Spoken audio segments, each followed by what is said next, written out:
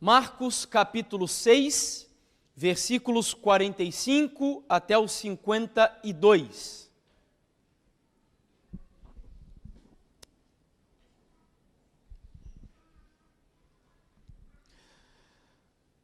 Logo a seguir, compeliu Jesus os seus discípulos a embarcar e passar adiante para o outro lado, a Betsaida, enquanto ele despedia a multidão.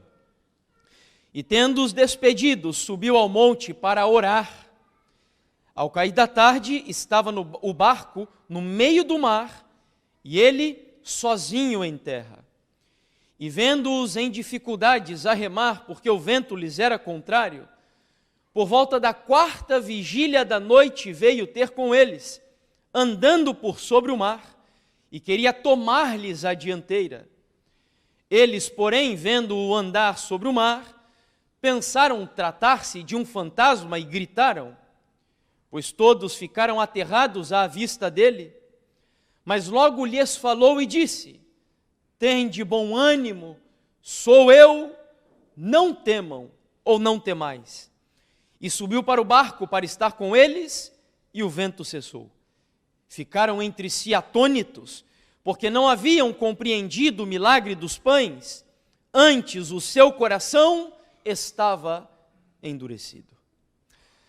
Jesus se encontrava aqui na região da Galileia, em Betsaida, mais precisamente, que fica ao norte do estado de Israel. E poucos momentos antes, ele havia operado aquele que é, no meu ponto de vista, e possivelmente é a opinião de muitos filhos de Deus, um dos milagres, se não o milagre mais conhecido do seu ministério. O milagre da multiplicação dos pães e dos peixes. A multidão ficou tão empolgada, em êxtase com aquela experiência, que, de acordo com os comentários de Ellen White no livro Desejado de Todas as Nações, desejavam torná-lo rei, a Jesus, imediatamente.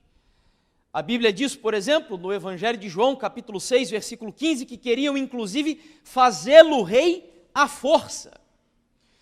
E os discípulos acabaram entrando naquele êxtase, naquela expectativa da multidão, e Jesus observou o que estava acontecendo. Naquela região ficava também o famoso Mar da Galileia, que na realidade não era um mar de águas salgadas, como nós estamos mais habituados aqui em vosso país, mas era um lago de águas doces, abastecido, por sinal, pelo famoso Rio Jordão. A margem norte do Rio Jordão abastecia o Mar da Galileia. Mas pelo tamanho do rio, pela extensão do lago, melhor dizendo, era conhecido como um mar. E como eu disse, os discípulos se empolgaram com toda aquela situação. Eles nunca haviam visto, nem mesmo profetas operarem milagres daquela natureza. E a expectativa era que Jesus fosse entronizado imediatamente e marchasse à frente dos exércitos de Israel, entrando em uma batalha política contra os romanos, a fim de libertá-los imediatamente. E Jesus viu o que estava acontecendo. E então ele deu uma ordem que para os discípulos foi bastante, eu ia dizer um pouco, mas foi muito decepcionante, porque acabava frustrando as suas expectativas, e ele então, em outras palavras, joga um balde de água fria neles. E lhes diz: vá para o outro lado. Entrem no barco. Ele ordena aos discípulos que assumam a embarcação e que passem para o outro lado do mar, onde ficava a região de Cafarnaum. E foi no meio deste trajeto que aconteceu a história que nós acabamos de ler. Enquanto eles estavam ali ao longo da viagem, que demorava algumas horas, uma tempestade terrível começou a assolar aquela embarcação, o que é comum naquela região, porque a região do Mar da Galileia é cercado por uma por cadeias montanhosas, e quando as nuvens descem sobre aquele lugar, elas acabam não saindo dali tão facilmente, de tal maneira que, como uma tempestade desce sobre a região, é uma tempestade avassaladora. E a embarcação começou a ser chacoalhada de um lado para o outro, os discípulos desesperados, e enfim, você conhece bem a história. Eu gostaria de, nessa noite, extrair algumas lições a partir dela, nesse tema que, como já foi anunciado, o título que dei foi Se Deus é Amor, por que razão a minha esposa teve cancro? E a primeira experiência que eu quero extrair aqui para nós está no versículo 45 do texto que lemos, onde a passagem diz: logo a seguir, compeliu Jesus os seus discípulos a embarcar e passar adiante para o outro lado, a Betsaida, enquanto ele despedia a multidão. Primeira lição para aqueles que gostam de tomar nota é a seguinte: o sofrimento não é provocado por Deus, mas é um instrumento de Deus. E é provável que aqui nós já precisemos lidar com um dilema bastante complicado quando falamos sobre o assunto do sofrimento. Porque na maioria das vezes, na tentativa que temos de justificar a Deus, de fazermos o papel de advogado de Deus, nós temos o hábito de dizer que Deus não tem nenhuma relação com o sofrimento. E ao menos não é o que vemos na passagem que acabamos de ler. Porque a Bíblia diz, na minha versão, que Jesus compeliu, Jesus obrigou, Jesus ordenou que os discípulos fossem embarcar e assumissem a viagem em alto mar. E como Deus é onisciente, como Ele conhece todas as coisas, embora não seja o autor e o criador do mal, Ele sabia que a tempestade viria. Mas por alguma razão, na sua onisciência, nos seus propósitos que são misteriosos aos olhos humanos, Ele queria que os discípulos estivessem no miolo de uma tempestade. E foi Ele quem ordenou. Foi Jesus que mandou.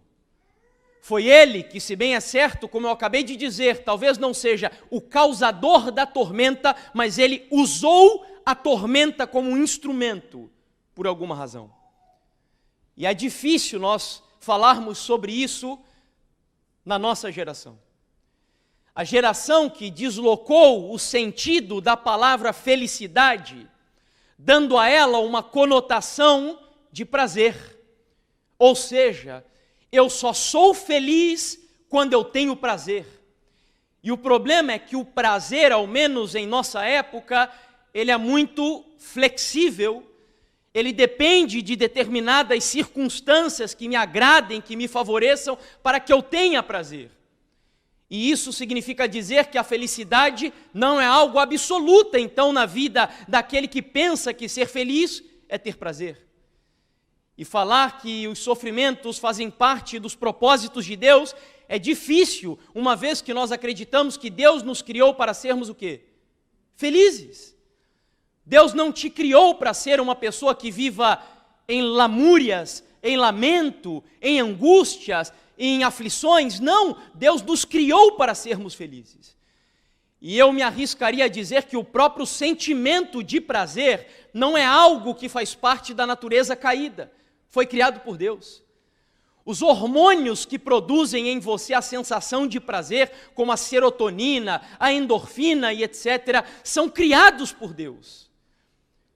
Só para você ter ideia, o nome Éden, no idioma original, significa, sabe o quê? Delícias. Deus nos criou para sermos felizes. Deus nos criou para termos prazer. O problema está naquilo que você define como sendo felicidade e o prazer da sua vida. E nessa geração é difícil você falar sobre sofrimento para uma geração que acredita que o prazer está no sexo, que o prazer está no dinheiro, que o prazer está nos estudos, nas viagens, nas bebidas e etc. Muitas coisas que eu já citei aqui ao longo da semana. Há igrejas que foram criadas, inclusive no meu país, e que entram também aqui em vosso continente, principalmente no continente africano, que utilizam como slogan da própria igreja a seguinte expressão: pare de sofrer. E que dizem que o sofrimento é uma evidência de que você está afastado de Deus, porque crente e filho de Deus não sofre. A teologia da prosperidade diz que uma evidência de que Deus está com você é abundância de dinheiro, abundância de bens, abundância de questões materiais na sua vida, de tal maneira de que se você é pobre, se você sofre, se você tem lutas nesse mundo, é um sinal de que Deus não está com você. Isso é um erro, porque nós acabamos de ver aqui que Deus compeliu os discípulos a entrarem no meio de uma tempestade. E eu espero que você entenda a tempestade aqui de maneira metafórica, dando sentido do sofrimento, que é a tônica do nosso estudo aqui. E eu não sei você, mas isso me suscita algumas questões. Por que Jesus fez isso? Por que razão ele ordena aos seus filhos que estão ali ao lado dele, seguros com ele, protegidos por ele? Por que ele tira os seus filhos do seu conforto e os leva a você para o meio de uma tormenta inesperada? Porque, por exemplo, algumas pessoas sofrem muito, como nós vemos, e outras não tanto. Por que razão algumas nascem em famílias como eu tive o privilégio de nascer, embora longe de nascer em uma família abastada, mas em uma família estruturada? Deus me deu um pai que honrou esse nome dentro de casa. Deus me deu uma mãe que foi uma mulher também, que dentro do que ela acredita, zelosa, que deu o melhor tipo de educação que pôde para mim e para o meu irmão. No entanto, nem todas as pessoas nascem numa família estável como eu. E aí eu te pergunto, por quê? Você pode escolher a família que você nasce? Não! Deus simplesmente determina, você vai nascer aqui, você vai nascer ali. Por que razão algumas pessoas nascem em famílias então estáveis e outras em famílias desestruturadas? Cujo talvez alguns que estão aqui têm vergonha de falar do pai que teve dentro de casa, de falar da mãe que teve dentro de casa. Talvez alguns aqui tenham vergonha de falarem dos filhos que criaram dentro do lar e que hoje são rebeldes e não honram o quinto mandamento. Porque, por exemplo, há alguns anos, e eu contei essa história para vocês aqui na igreja em 2019, o meu cunhado que era um ímpio, o meu cunhado que vivia uma vida de imoralidade, hoje, para a honra e glória de Deus, eu contei a história para vocês, não sei quantos lembram, graças a Deus está batizado e é ancião na igreja adventista do sétimo dia. Mas viveu uma vida de imoralidade, uma vida de vícios, no auge dos seus 19, 18 anos de idade. E na história que eu contei para vocês, eu disse que certa vez ele vindo do litoral, depois de passar um feriado prolongado nessa vida devassa que eu acabei de dizer, ele dormiu cerca de 50 quilômetros no volante e um anjo dirigiu o carro dele. Por quê? Porque um anjo foi enviado para dirigir o carro do meu cunhado, que na época era um ímpio, mas ao mesmo tempo, há alguns anos, um jovem de 19 anos de idade, estudante de teologia lá no Brasil, o Brenner, filho de uma família pastoral extremamente conhecida lá no meu país.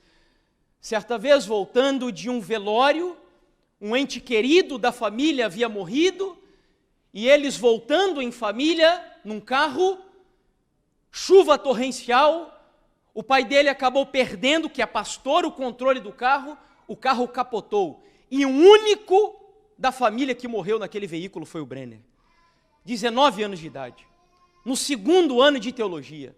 A igreja brasileira toda unida, orando por ele, clamando por ele, pedindo a misericórdia de Deus sobre a vida desse jovem, que dizia, se eu não tiver chamado, eu não tenho plano B. Ainda que eu não tenha chamado, eu quero servir a Deus, mesmo que seja um missionário voluntário. E Deus permitiu que ele morreu. Por que razão, por exemplo, eu me lembro de uma notícia lá no Brasil há alguns anos, uma irmã da nossa igreja adventista do sétimo dia, dando estudos bíblicos para um rapaz, numa cidade do interior do Brasil, Deus permitiu que ela fosse violentada e morta, dando estudos bíblicos. São coisas que a gente não tem explicação. São dilemas que nós lidamos com eles e que eu poderia aqui citar muitos e muitos casos para vocês. Porque, por exemplo, tem pessoas que nós oramos, elas são curadas e nós viemos à igreja e dizemos: louvado seja Deus, foi curada.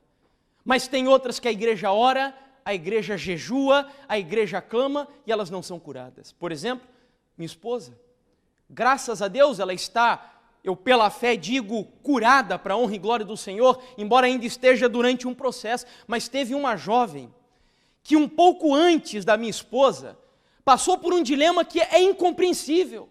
Ela também teve câncer de mama, cancro de mama. Nós estávamos acompanhando o caso dela. Ela já estava vencendo os obstáculos que a minha esposa também enfrentou. Uma família estável, uma criança que inclusive estuda no colégio adventista do 7º dia, e depois dela enfrentar todos os dilemas de uma pessoa que passa por um processo de quimioterapia e etc., o marido dela sofre um acidente. E quando está quase se recuperando, ele se queimou com algo que eu não me lembro, mas quando ele estava quase se recuperando, ele morreu inesperadamente. Por quê? Sabe que todos esses dilemas que eu coloquei aqui diante de vocês não são novidades da nossa geração, não são exclusivos da nossa época.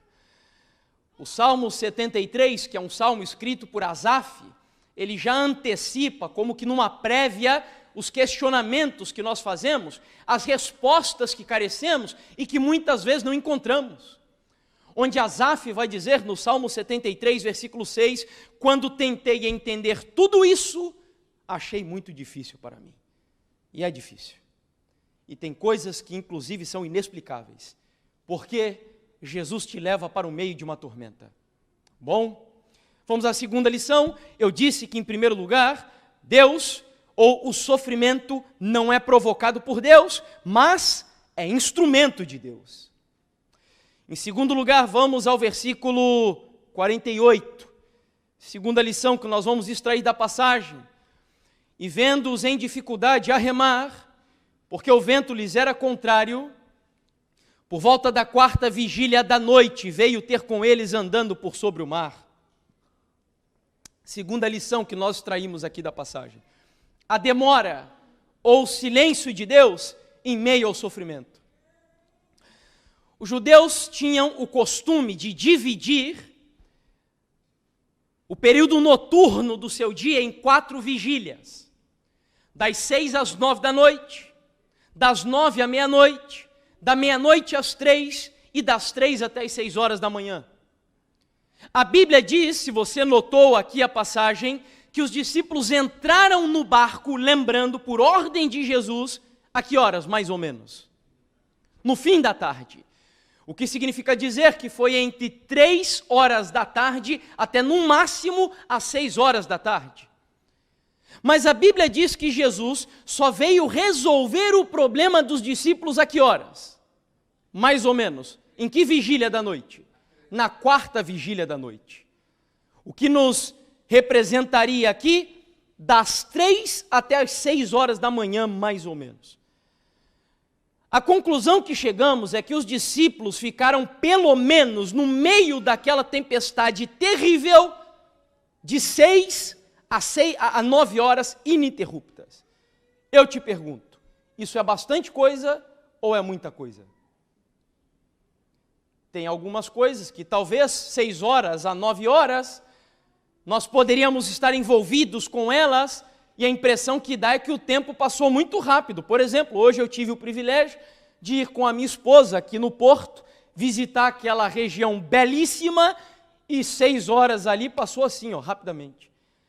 Mas 6 horas em meio a uma embarcação açoitada, agitada pelo vento, onde pescadores extremamente experientes não foram capazes de conter aquela embarcação, meus irmãos, é muita coisa. De tal forma que a conclusão que eu chego é que talvez um dos maiores dilemas que nós enfrentamos no nosso relacionamento com Deus, no que diz respeito ao sofrimento que Ele usa como instrumento, talvez não seja tanto o sofrimento em si, mas o silêncio de Deus. A demora de Deus. Por exemplo, quando Marta e Maria, o seu irmão Lázaro enfermo, estava doente, adoecendo, agonizando, e elas viam que a vida dele estava se esvaindo, a ponto de enviarem um mensageiro para Jesus dizendo: aquele que tu amas precisa de ti. Vejam, eu acho muito bonito isso, porque a impressão que me causa é que Maria e Marta estavam apelando para aquele que é o sentimento e o princípio mais absoluto de Deus, que é o amor, ou seja, aquele que tu amas. É porque você ama, você tem que acudi-lo imediatamente, porque quem ama, responde depressa. E o problema é que passou um dia e Jesus não veio. E eu imagino a multidão dos judeus dizendo: pode esquecer, Jesus não vai aparecer. E passou o segundo dia e Jesus não veio. E passou o terceiro dia e Jesus não veio. E a certeza que elas tinham de que Jesus viria deu lugar à ansiedade, a ansiedade ao medo e o medo à decepção. Passaram 3 dias e Jesus não apareceu. É o silêncio de Deus, a demora de Deus. Sabe, tem uma frase que eu li do C.S. Lewis no livro Anatomia de uma Dor, que por sinal, aquele livro dele me deu medo. Porque eu contei para vocês que eu comprei alguns livros quando descobri que a minha esposa estava enfrentando tudo que ela começou a enfrentar, um pouco antes, melhor dizendo. Deus colocou no meu coração comprar alguns livros para estudar sobre o sofrimento. E eu descobri uma experiência do C.S. Lewis que eu não sabia. Ele se casou com uma pessoa que fazia parte de um clube de leitura que ele tinha na Inglaterra, e essa pessoa era dos Estados Unidos, tinha 2 filhos e se tornou muito amiga dele. Só que chegou um momento que ela estava a ponto de ser extraditada de volta para a América, e ele ficou com pena dela, e ele se casou com ela. Mas num primeiro momento casou-se apenas para que ela não sofresse as sanções da Inglaterra. Porém, com cerca de um ano e pouco, ele desenvolveu um amor eros por ela. O amor realmente de relacionamento de um casal. Porém, com 2 anos de casados, ela descobriu um câncer e ela morreu. E ele escreveu agora algumas notas dos seus diários, dos sentimentos que ele tinha naquele momento, do seu relacionamento com Deus, e ele extravasa ali, ele abre o coração naqueles diários, o que viria a se tornar um livro. O livro se chama A Anatomia de uma Dor. E ele cita ali uma frase que para mim ela foi extremamente significativa, extremamente pessoal, porque eu senti isso. E imagino que a minha esposa, talvez em alguns momentos também. Conte com Deus nos momentos de maior alegria e Ele estará ao seu lado. Necessite dEle nas horas de dor e angústia, e tudo o que você encontra é uma porta fechada no meio da sua cara e trancada pelo lado de dentro. É o silêncio de Deus. É a demora de Deus. Olha, eu não sei se você já prestou atenção no livro de Jó. Nós temos ali Jó envolvido em uma situação extremamente difícil diante do Senhor. E a gente romantiza a história, nós achamos a história linda e ela é bonita, um exemplo de fidelidade, mas vamos lá, ele perdeu 10 filhos de uma vez. Ah, mas Deus restituiu lá no final e na ressurreição os filhos vão aparecer de novo, mas não importa, ele perdeu 10 filhos. 10 filhos. Isso dói. Isso dói. E a Bíblia diz que ao longo de 38 capítulos, Jó está vivendo esse dilema profundo diante de Deus, a ponto de dizer: eu queria só ter uma oportunidade de me assentar diante do tribunal e eu faria minha autodefesa, dizendo que eu não mereço passar por nada do que eu estou passando. Eu seria o meu próprio advogado de Jó. E você conhece a história. E no capítulo 38, quando Deus resolve romper o silêncio de 38 capítulos, eu não sei você, mas o que eu esperava era Deus vindo para Jó e dizendo assim: meu filho, eu vou explicar para você o que estava acontecendo. O inimigo da igreja, o seu inimigo, veio diante do tribunal de Deus, o meu tribunal, acusar você, dizendo que nós tínhamos uma relação promíscua, onde você me comprava e eu o abençoava só por causa disso. Então, por essa razão, eu precisei permitir que você passasse por tudo o que você passou, meu filho. Mas não foi o que Deus fez. A Bíblia diz que Deus, em primeiro lugar, apareceu para Jó aonde? Você lembra? Lembra onde Deus apareceu para Jó? Num redemoinho. E o que o redemoinho fez com a vida de Jó? Levou os 10 filhos dele. Se você começar a ler de novo o capítulo 1 e o capítulo 2 de Jó, você verá que foi um redemoinho que destruiu o lugar onde os filhos estavam e os filhos deles morreram por causa de um redemoinho. É como se Deus estivesse dizendo, o que vimos ao princípio, eu não causo mal, mas eu não causo sofrimento, mas eu uso o sofrimento como um instrumento. E aí, ao invés de Deus chegar para Jó e começar a explicar tudo para ele, o que Deus diz? Você lembra? Jó, o negócio é o seguinte, você vai sentar agora, me perdoe a expressão, mas é isso, se nós fôssemos traduzir uma linguagem contemporânea, seria o seguinte, você vai sentar, você vai calar a sua boca, eu vou fazer as perguntas e você vai responder. Onde você estava quando eu criei os fundamentos da terra? Ou seja, você é um verme e eu sou todo-poderoso. É o dilema que nós enfrentamos muitas vezes. E sabe o que é pior? Quando nós estamos lidando com o silêncio de Deus, normalmente surgem os advogados de Deus dentro da igreja. Aí vem os amigos de Jó dizendo, como falaram alguns para minha esposa, Bruna, você precisa ver se não tem algo na sua vida para você estar enfrentando isso que você está enfrentando. E não foram poucos, foram alguns que nos escreveram, inclusive, e outros que falaram pessoalmente para ela sobre isso. Veja se você não tem algum pecado, alguma coisa em oculto, exatamente como fizeram quem? Os amigos de Jó. Tem outros que vão chegar para você que sofre, que está experimentando o sofrimento, e vão dizer assim, não é para quê, não é por quê que você deve perguntar, é para quê. Já viram esse? E eu te pergunto, para você que sofre, isso adianta alguma coisa? Não resolve nada. A pessoa que está sentindo dor, que está derramando lágrimas de dor, que está vivendo uma grande angústia na sua vida, ela não está nem aí para saber se é por quê ou se é para quê. E por fim, tem aqueles que vão chegar para você e vão dizer assim, Deus não provoca o sofrimento, Ele só permite. Mas a verdade é que isso também não explica absolutamente nada. E eu diria que só complica. Porque imagine você ao lado de uma piscina e ali tem uma criança se afogando. Uma criança que não sabe nadar. E você, como um adulto sabendo nadar, é seu dever salvar essa criança. Quando você não salva essa criança, lá no Brasil tem um crime que inclusive é imputado sobre essas pessoas, que é abandono de incapaz. E aí? Como encararmos isso diante de um Deus que é o quê? Todo-poderoso. E eu inclusive esqueci de dizer para você, esse dilema é muito antigo e foi proposto pela primeira vez por um filósofo chamado Epicuro. É o paradoxo de Deus, onde ele diz assim, vocês dizem que Deus é todo-poderoso e Ele é bom. Mas se Deus é todo-poderoso e não acaba com o mal, então significa que Ele não é bom. Mas se Deus é bom e também não dá um fim, um basta no mal, porque Ele não pode fazer isso, significa que Ele não é o quê? Todo-poderoso. É o dilema de Epicuro. Como nós lidamos com todos esses dilemas acerca de Deus? Eu sei, eu quase estou vendo aqui um monte de pontos de interrogações sobre as suas cabeças. E eu agora não estou me propondo responder absolutamente nada. Eu só estou lendo a passagem e interpretando o que ela transmite para mim. Primeiro, Deus não causa o sofrimento, mas o sofrimento é instrumento de Deus.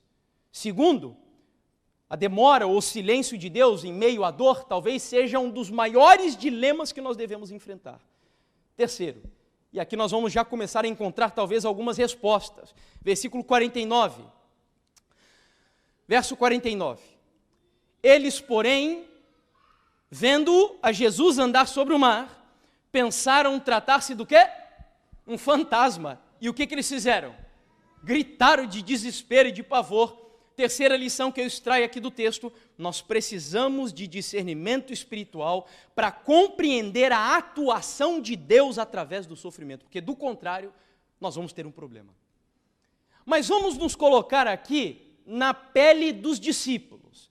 Imagine você em uma embarcação, em alto mar, no meio da madrugada, umas 3, 4 horas da manhã, o barco sendo chacoalhado de um lado para o outro, uma chuva torrencial, ondas que vinham mais altas do que a própria embarcação, de repente um relâmpago cruza diante dos seus olhos e você vê alguém andando sobre as águas. Eu não sei você, mas eu ia gritar de desespero também. Ia ficar apavorado. Foi o que os discípulos fizeram. E a lição aqui nos mostra justamente que se nós não tivermos discernimento para entender os propósitos de Deus, quando Ele vem resolver os problemas da sua vida, eu vou encarar as soluções de Deus como se fossem problemas de Deus. E não são. Não são. Mas para isso eu preciso de discernimento espiritual. Porque às vezes, grave bem essa frase, às vezes Deus se aproximará de você através da tempestade. Você entendeu? Às vezes Deus se aproxima de você através da tempestade. E Ele vem andando sobre o mar. E se tem alguém na Bíblia que experimentou isso de maneira assim tão plena, tão abundante, tão significativa, foi um homem chamado apóstolo Paulo. E eu me encanto com a experiência de Paulo, e até hoje eu não compreendo como ele foi capaz de dizer algumas coisas que disse. Porque a experiência de Paulo é fenomenal. E a experiência de Paulo mostra que Deus usa o sofrimento como instrumento. Lembre-se do apóstolo caindo cego diante da magnitude e da manifestação da glória do Senhor.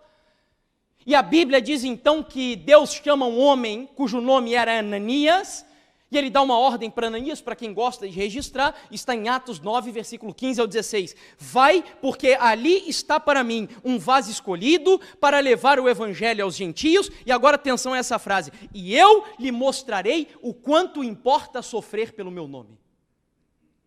Você entendeu? Deus levou Paulo para o miolo da tempestade, e Paulo experimentou o sofrimento como talvez só Jesus, acima dele, experimentou, porque esse homem sofreu. E se eu pudesse fazer um resumo do quanto Paulo sofreu aqui, eu diria que ele foi perseguido em Damasco, rejeitado em Jerusalém, esquecido em Tarso, apedrejado em Listra, preso e açoitado em Filipos, escorraçado em Tessalônica, enxotado de Bereia, chamado de tagarela em Atenas, chamado de impostor em Corinto, enfrentou feras em Éfeso, foi perseguido em Jerusalém, acusado em Cesareia e finalmente preso, algemado e tendo a sua cabeça decepada em Roma. E quando Paulo faz um resumo da sua experiência no ministério, onde Deus disse que ele experimentaria o sofrimento para a glória de Deus, Paulo, em 2 Coríntios capítulo 12, diz, porque eu sinto, você lembra? Prazer nas fraquezas, nas injúrias, nas necessidades, nas perseguições, nas angústias. E aí vem o segredo, por amor ao quê? Cristo. Louvado seja Deus. O que ele sentia? O que ele sentia quando era açoitado? O que ele sentia quando foi humilhado? O que ele sentia quando foi apedrejado? Ele sentiu o que mesmo? Prazer. Você está entendendo? Prazer.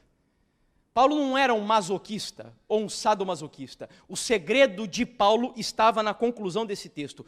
Tudo o que ele experimentava era por amor a Cristo. E quando você entende isso na sua vida, meus irmãos, eu acredito que para a honra e glória de Deus, nós voltaremos a viver essa experiência, porque os inimigos da igreja poderão atear fogo na sua vida, mas nem o fogo será capaz de fazer você sofrer fisicamente falando, porque aqueles que compreenderam isso daqui, de que eles sofriam por amor a Cristo, enquanto as chamas consumiam seu corpo, eles louvavam e davam glórias a Deus em meio à fogueira. Enquanto Pedro e João eram açoitados na sinagoga de Jerusalém, eles saíram, e detalhe, os açoites romanos não eram só chicotezinhos, não. Geralmente eram 3 cordas. Nas extremidades das cordas vinham amarrados ali bolinhas de chumbo ou então ossos de animais pontiagudos. E quando aquilo entrava em contato com a carne do indivíduo, ele era literalmente rasgado. Rasgado. E a Bíblia diz que quando Pedro e João saíram da sinagoga, ou melhor, saíram do local onde foram açoitados, a Bíblia diz que eles saíram de lá como? Como? Louvando a Deus. Por amor a Cristo. Porque quando você compreende os propósitos de Deus, é esse o ponto que eu quero chegar. Propósito de Deus. Propósito de Deus. Paulo chegou a dizer em Filipenses 1, versículo 12, quero ainda, irmãos, certificar-vos de que as coisas que me têm acontecido antes contribuíram para o progresso do Evangelho. Veja, esse homem não acreditava em acaso, esse homem não acreditava em determinismo, esse homem não acreditava em coincidência. Ele cria que tudo o que ele enfrentou foi o cumprimento dos propósitos de Deus para a sua vida. Amém? E eu sei que isso é muito difícil. Como assim, irmão Jefferson? Você quer dizer que a Bruna teve um câncer, por exemplo, um cancro para a glória de Deus? É isso que eu acredito hoje. Agora, não me pergunte por quê, porque eu ainda não tenho resposta e nem sei se terei aqui nessa vida. Nem sei. E eu já vou explicar para você no finalzinho como nós lidamos com isso. Mas eu tenho certeza hoje de que cada sofrimento, cada luta, cada dor, cada angústia que Deus nos permite enfrentar nessa vida, é para a glória dele, é por amor a Cristo, é com o propósito dele.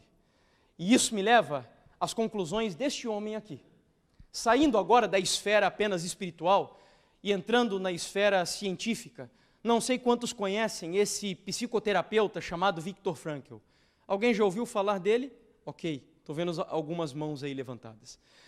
O Viktor Frankl foi criador da terceira escola vienense de psicoterapia. Ele não concordava com as conclusões de Freud, que foi o criador da psicanálise, e ele, que também era um austríaco, criou uma escola de tratamento psicoterápico chamado logoterapia. E o mais curioso é que Frankl, ele não desenvolveu as suas teses apenas sentado no gabinete da sua casa, dissertando e filosofando sobre a vida. Não!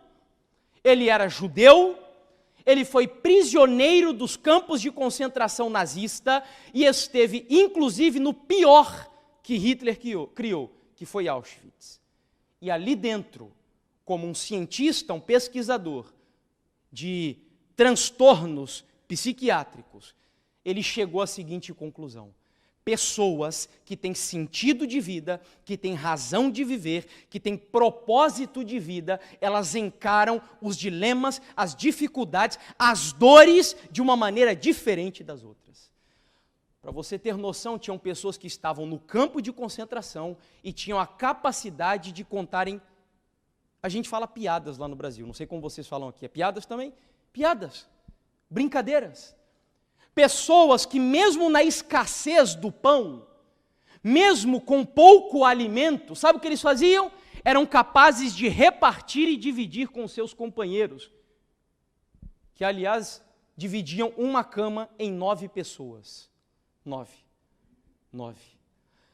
E a partir dali ele desenvolveu esse método de tratamento que inclusive o Dr. Rodrigo Silva, acho que todos vocês o conhecem, ele viveu uma experiência particular ao longo do seu ministério. O Rodrigo teve depressão, não sei quantos sabem, e eu só estou contando isso aqui porque ele já contou publicamente.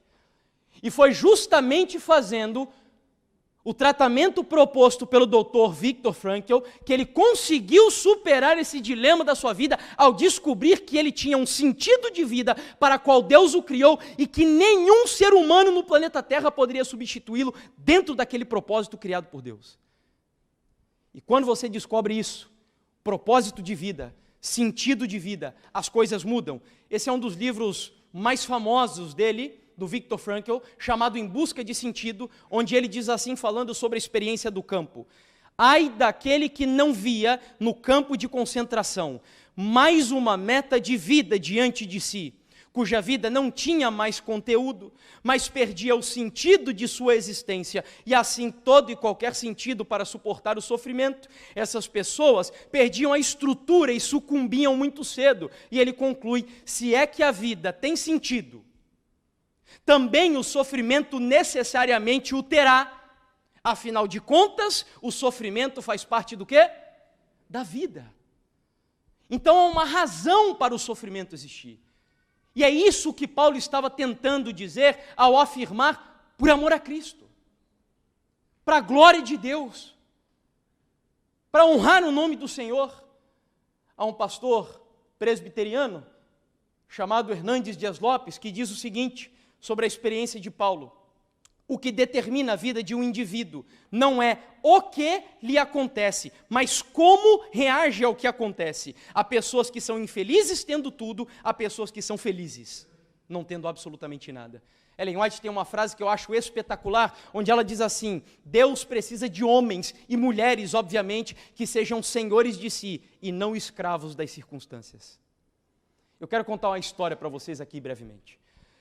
Esse homem aqui viveu na época de Ellen White, não era adventista, ele era um presbiteriano chamado Horatio Gates Spafford. Não sei quantos o conhecem. Era um advogado muito bem sucedido nos Estados Unidos da América. E além de ser um advogado, era um homem extremamente habilidoso também no mercado imobiliário, com investimentos espalhados por várias regiões dos Estados Unidos, entre as quais estava Chicago. E quando aconteceu o incêndio, o famoso incêndio de Chicago, que Ellen White registra inclusive esse episódio, ele perdeu a maioria dos seus empreendimentos imobiliários. Ele era um cristão, como eu acabei de dizer. E ele não se lamentou por isso. Ele era um grande, apaixonado seguidor do ministério de um pastor, missionário, evangelista famosíssimo chamado Dwight Lima Moody. E certa vez ele descobriu que Moody faria uma cruzada evangelística aqui na Inglaterra, na Europa, mais precisamente na Inglaterra, como acabei de dizer, e ele quis viajar dos Estados Unidos até aqui para ver as pregações de Moody, junto com a sua família. Na ocasião eram 4 filhas e mais a esposa. Mas por alguma razão, os seus biógrafos dizem que ele não conseguiu entrar na mesma embarcação. Apenas a esposa e as 4 filhas fizeram a viagem. O problema é que no meio do caminho, o navio acabou se chocando contra um iceberg e a embarcação afundou. A esposa dele, então, escreveu na época um telegrama enviando uma mensagem para o seu marido, que não sabia do que tinha acontecido. Quando eles chegaram no continente europeu, ela escreveu esse telegrama para ele, é o telegrama dela. Para quem entende um pouquinho de inglês, olha só como ela começa aqui o texto dizendo: Save it alone. O que significa? Salva sozinha. As 4 filhas dele morreram no naufrágio. O Dr. Horatio Spafford ficou tão assim sentido com aquela experiência que ele resolveu no outro dia tomar uma embarcação e viajar para encontrar com a sua esposa. Só que enquanto ele estava no caminho, ele pediu para pessoas que trabalhavam no navio dizerem para ele qual foi o local onde o navio com as suas filhas tinha afundado. E eles disseram mais ou menos a localização. Quando ele estava passando pelo local, o Espírito de Deus, que faz, eu até me arrepio de contar isso para vocês, que faz com que pessoas sejam arrebatadas em suas experiências aqui na terra e experimentem algo que é inexplicável e sobrenatural, tomou esse homem, ele entrou dentro do seu quarto e ele começou a escrever um hino com o título It's Well With My Soul, ou seja, está tudo bem com a minha alma, numa tradução livre. No nosso hinário adventista do 7º dia, eu sei que você conhece, muitos conhecem. Eu quero pedir para a gente cantar junto aqui um trecho só desse hino, entendendo essa história. E como uma pessoa que tem propósito de vida, até que ponto ela é capaz de chegar, a capela mesmo. Vamos cantar, quem lembra? O hino diz assim: Se paz a mais doce me deres gozar, se dor a mais forte sofrer, ó seja que for, tu me fazes saber que feliz com Jesus hei de estar. Sou feliz com Jesus, sou feliz com Jesus, meu Senhor. Amém? Você está entendendo? propósito, sentido de vida. Ainda que o céu caia sobre a sua cabeça, Deus pode fazer você cavalgar sobre os altos dessa terra. É a promessa. E esse homem cavalgou. Ele cavalgou. Nós estamos nos aproximando do final. Eu queria mostrar a vocês uma quarta lição aqui apenas do texto, que está no versículo 50 e 51, do texto lá de Marcos capítulo 6.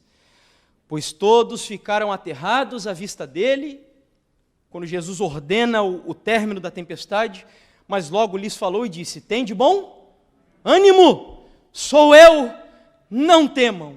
E subiu para o barco para estar com eles, e o vento cessou.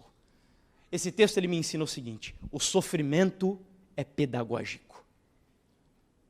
Você sabe que pedagogia é a ferramenta que nós usamos para dar lições, para melhorar a nossa comunicação no ato de educar uma outra pessoa. Só que tem um problema com a pedagogia de Deus. Eu sei que é difícil, e ela inclusive contradiz, ela é um paradoxo quando comparada com a pedagogia que nós usamos. A Isabel é professora, não é, Isabel? Então, na pedagogia dos nossos dias, nós damos geralmente lições para preparar os nossos alunos para fazer a prova, o exame, não é assim? Mas certa vez eu ouvi uma frase dizendo que a vida é a professora mais implacável que existe, porque primeiro ela dá a prova e depois a lição. E às vezes a lição nem vem. Às vezes eu nem entendo a lição. Mas primeiro vem a prova, primeiro vem a tempestade, porque o sofrimento é pedagógico. E aqui nós vemos a pedagogia nesse texto, onde Jesus ele diz: olha, o meu propósito, em outras palavras, de levar vocês para o meio da tempestade, para o meio do sofrimento, para o meio da aflição, é que vocês tenham bom ânimo. Em outras palavras, Jesus estava dizendo: confiem em quem? Confiem em mim, meus discípulos. Descansem em mim. Não adianta vocês dizerem que são cheios de fé. Pedro dizendo: Senhor, para onde o Senhor vier, eu estarei ao seu lado. Não adianta, porque a fé ela é testada no meio da prova. A fé é testada no meio da aflição. Eu vi certa vez um pastor dizendo que uma pessoa chegou para ele e pediu assim: pastor, ora por mim, eu quero ser mais paciente. O pastor disse: eu vou orar por você agora. E aí eles se ajoelharam e o pastor começou: Deus, envia problemas para a vida dessa pessoa, que ela fique cheia de situações difíceis, que ela passe por tudo o que ela puder que cause dificuldades para ela. A pessoa no meio da oração disse: não, chega. Eu pedi para você orar para Deus me dar paciência. E aí o pastor disse: mas eu estou orando. Porque Deus, ele não é um mágico. Deus, ele é pedagógico. Ele me ensina. E quando eu oro: Senhor, me ajuda a ser mais paciente, me ajuda a confiar em Ti. Você tem coragem de orar? Você tem coragem de orar? Se você orar, saiba que Deus vai responder a sua oração. É por isso que nós precisamos de discernimento, para entender as respostas de Deus. Mas Ele responde. Sabia que Ellen White, falando de Abraão não tinha noção de como Deus responderia essa oração. Ele pediu, isso está registrado, eu não lembro se é no Desejado ou no Patriarcas e Profetas. Ele pediu para Deus: Senhor, antes de eu morrer, eu quero ver o teu dia. Eu quero ver o cumprimento da promessa do Messias. Mas ele não tinha noção de como Deus ia responder isso para ele. Como que Deus respondeu para ele? Abraão, toma o teu. Doeu ou não doeu? Mas foi assim que Deus respondeu a oração de Abraão. Deus é radical. Tiago, no capítulo 1, versículo 2 e 3, vai dizer: meus irmãos, tenham por motivo de grande alegria o fato de passarem por várias provações, sabendo que a provação da fé que vocês têm produz o quê? Perseverança, diz a Bíblia. Então há um propósito. Deus quer desenvolver confiança, Deus quer desenvolver segurança nele, perseverança na nossa vida, meus irmãos. E essa é uma das razões pelas quais Deus permite que eu sofra. E tem um detalhe, eu não trouxe o texto aqui. Vocês acreditam que Jesus está voltando? Quem acredita, diga amém aí. Amém, eu acredito. E eu acredito que possivelmente será na minha geração. Mas você já ouviu o que Ellen White fala sobre o que nós vamos passar no tempo do fim? Vocês já ouviram? Ela diz assim, que os filhos de Deus precisarão de uma fé que seja capaz de suportar a fome, o cansaço e a demora. Pergunto, nós estamos prontos para isso? Ela diz que nem a mente mais fértil é capaz de imaginar o que o povo de Deus vai enfrentar quando nós estivermos no chamado tempo de angústia, tal qual nunca houve desde que houve nação. Deus vai acender a fornalha. Ele vai preparar. Se você orar e você quiser viver as experiências do tempo do fim, como um servo do Senhor, Ele vai acender o fogo da fornalha e Ele vai esquentar a fornalha cada vez mais. Vai esquentar.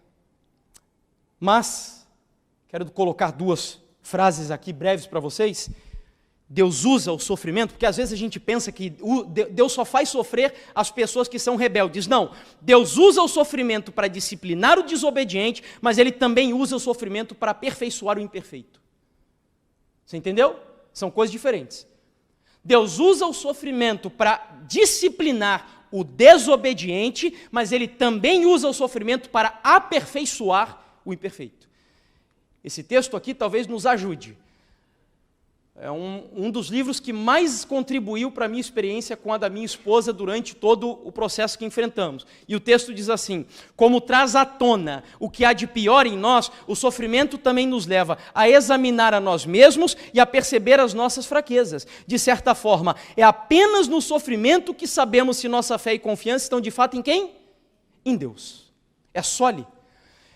Eu vi certa vez uma frase dizendo que você nunca saberá quão fiel você é a Deus até que você esteja diante de uma prova onde a sua vida esteja correndo risco. Eu descobri um pouco disso.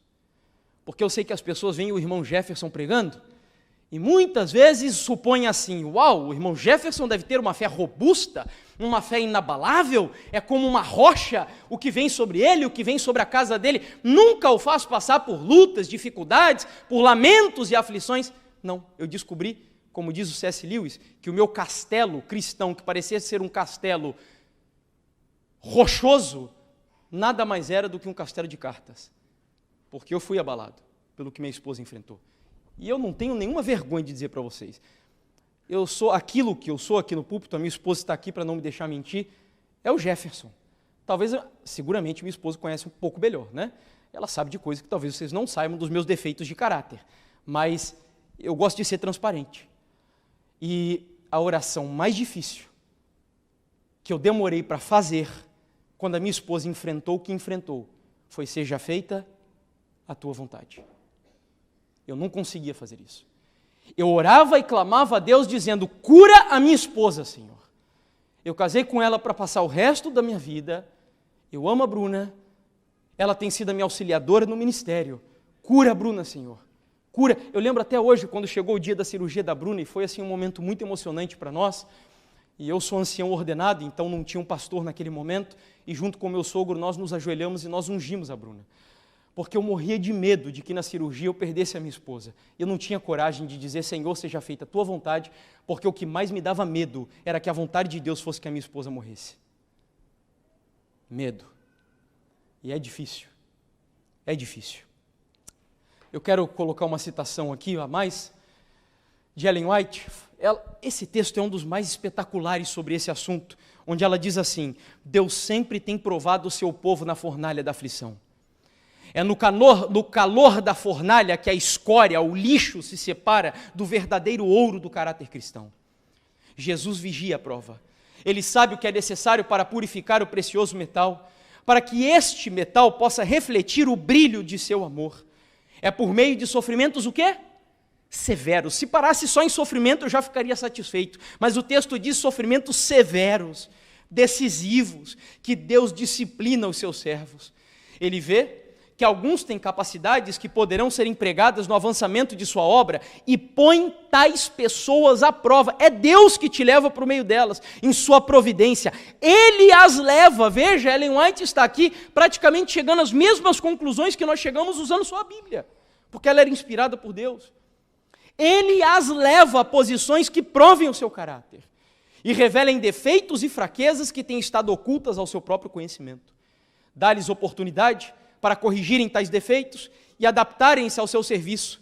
Mostra-lhes suas fraquezas e os ensina a buscar nele o apoio, pois que ele é o seu único auxílio e salvaguarda. Assim é alcançado o seu objetivo.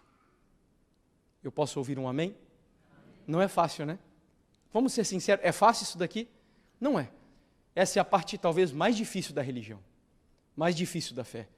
Mas o que Deus está dizendo é um propósito no sofrimento. O propósito é que você desenvolva fé em mim, confiança em mim, segurança em mim. Mas eu quero concluir agora com o tópico que temos tocado em todos os dias que nos encontramos aqui. Versículo 48, tem um detalhe ali que eu não mencionei. O verso 48 do texto de Marcos, capítulo 6. Olha que coisa fenomenal. O texto diz: e vendo-os em dificuldade a remar. Pergunto, me ajude aqui. Jesus estava ignorando a prova dos discípulos ou ele estava vigiando a prova? Estava vigiando. Às vezes, parece que Deus te abandonou, porque Ele fica de longe, Ele fica em silêncio, mas de acordo com a Bíblia Ele está o quê? Vendo. Ele está no controle de tudo. E vai ter um dia que nós vamos contar aqui, nessa semana, algumas experiências que mesmo andando no deserto com a minha esposa, nós víamos claramente a nuvem. Você entende o significado? Nós víamos claramente nas nossas noites mais gélidas, nas nossas noites mais difíceis, nós conseguíamos ver ali a coluna de fogo. A coluna de fogo. E o texto diz que vendo-os em dificuldade, Jesus estava vigiando tudo. Porque o vento lhes era contrário. O sofrimento sempre vai ser contrário. Deus não gostaria que ele existisse. Deus não gostaria. Ele não nos criou para sofrer. Mas desde o pecado, Ele precisou enviar ventos contrários para nos colocar no rumo certo. Os ventos são contrários a nós, mas fazem parte dos propósitos dele. E a Bíblia continua dizendo que por volta da 4ª vigília da noite veio Jesus ter com ele como? Como que Jesus veio? Andando o quê? Sobre o mar. Olha que lição fenomenal. O que causava o problema nos discípulos? Não era o mar?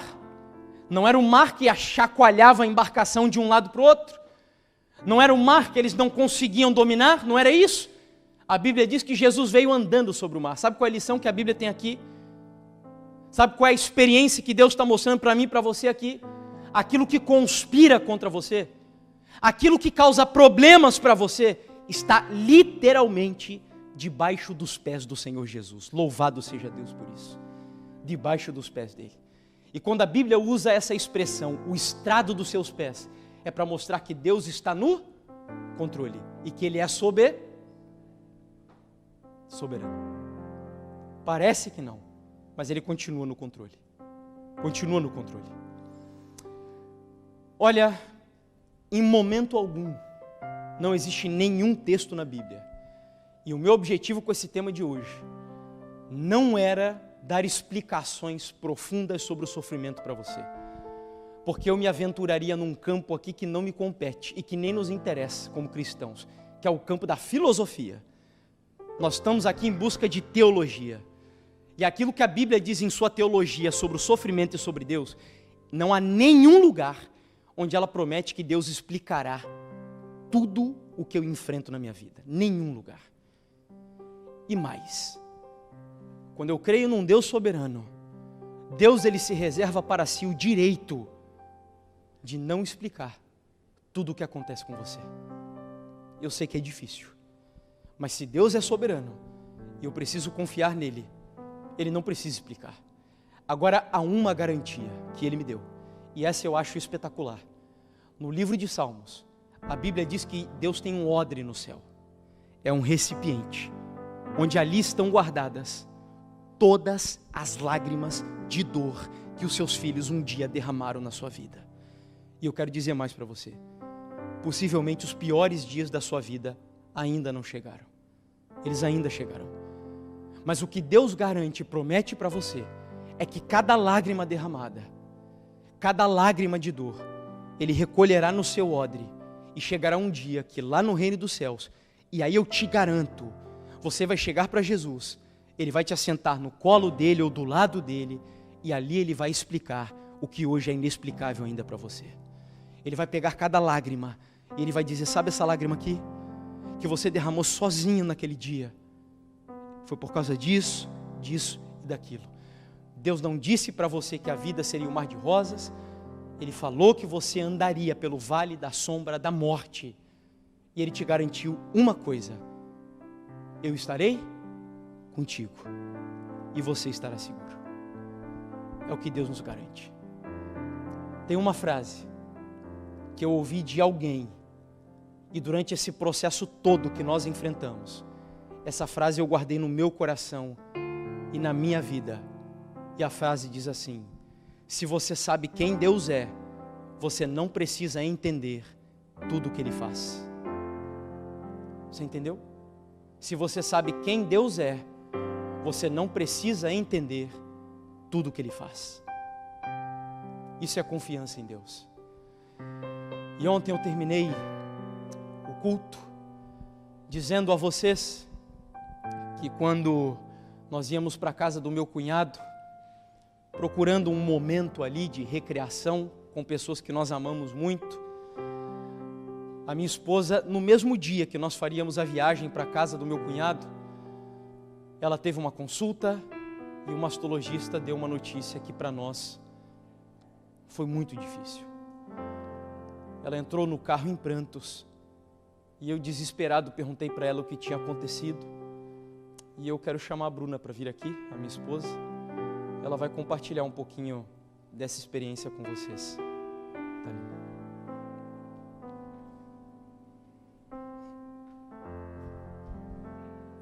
Oraram por mim, não é mesmo? Então, eu nunca tive o sonho de ser mãe, tanto quanto o Jefferson tinha de ser pai. Mas eu tinha um sonho de amamentar. É um pouco estranho, não? Mas eu sempre pensei, se um dia eu tiver um bebê, eu gostaria muito de amamentar. Então, quando eu descobri o câncer na mama esquerda, eu chorei muito, é verdade. Mas eu pensei, bom, sobrou a mama direita, eu posso amamentar com a mama direita, não é mesmo? E esse foi o meu consolo. Porém, uma semana depois daquela consulta, eu comecei a palpar meu corpo todo, com medo de que eu pudesse encontrar mais alguma coisa. Eu fiquei muito assustada e eu encontrei uma bolinha menor que o tamanho de uma lentilha no seio direito. E eu informei o médico e o médico falou, bom, vamos fazer uma biópsia.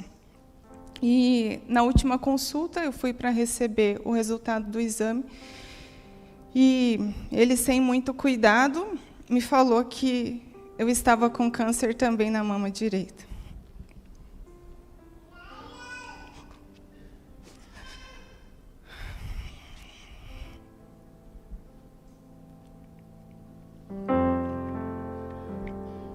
Desculpe, fico um pouco emotiva com essa história. E eu não queria chorar na frente dele, e ele continuou falando algumas coisas. Mas eu nem prestei mais atenção no que ele estava falando. Como era pandemia, o meu esposo não pôde entrar comigo no hospital, por causa de aglomeração de pessoas e tal. E eu pensei, eu quero sair dessa sala agora, e eu quero ir para o carro para contar para o meu esposo o que aconteceu. Eu quero chorar com ele. Então, eu entrei no carro e comecei a chorar muito, muito, muito. E o meu esposo falou, o que foi? O que aconteceu? Ele estava com uma cara mais assustada ainda. Eu falei, não sobrou nenhuma. Eu não vou poder amamentar. E foi o momento mais difícil para mim. E eu chorei muito, ele também chorou comigo. E naquele momento eu tinha uma decisão a tomar. Eu pensei, bom, ou eu penso que Deus é mau e por isso Ele permitiu que está acontecendo isso comigo, ou que Ele é amor e Ele vai estar comigo nesse momento tão difícil. Foi então que eu optei por acreditar que Deus era amor e que Ele iria estar junto comigo nessa batalha.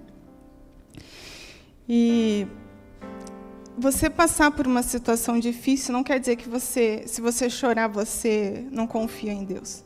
Chorar faz parte, nós somos seres humanos. E depois que você chora, coloca tudo para fora, parece que Deus te dá mais forças para prosseguir. E a partir daquele momento eu pensei, eu não vou mais chorar por causa disso. Deus está comigo e pronto. Então, o meu esposo optou por ele mesmo raspar minha cabeça. E eu fiquei muito bem nesse dia. Muitas mulheres choram, né, por perder o cabelo.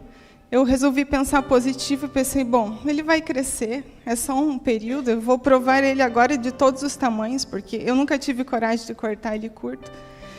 E meu esposo tem uma foto que ele está cortando o meu cabelo.